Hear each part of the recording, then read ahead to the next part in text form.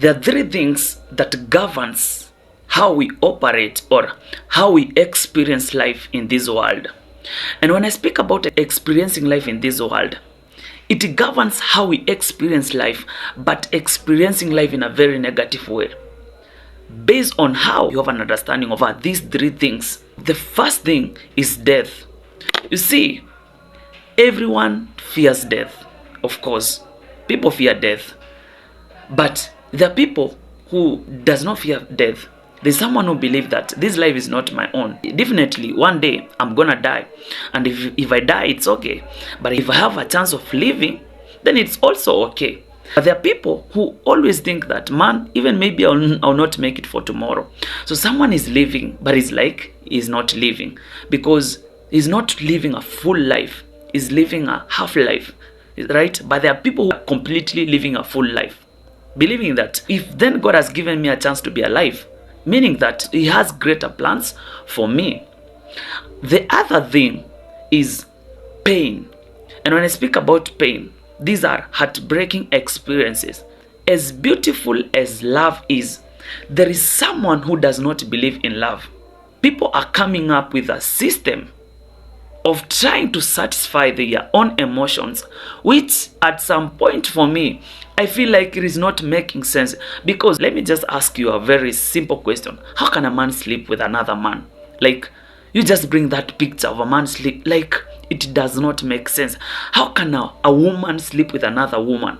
It does not make sense. Having it in mind that the genesis of love and relationship was only designed for two genders, that is a man and a woman. And so people have come up with a system that has been built out of fear, not out of revelation, not out of purpose.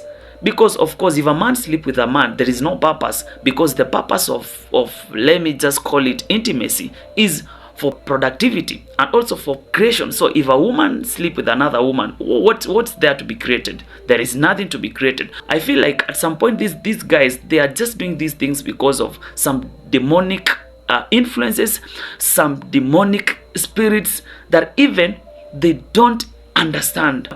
The third thing is losing.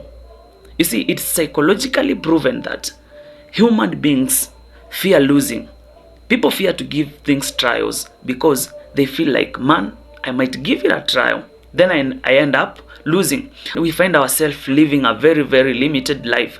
We don't want to explore ideas. We fear the consequences of losing. For me, if you want to live the best life, even as these three things exist, anytime you see a problem, you have to seek for a solution.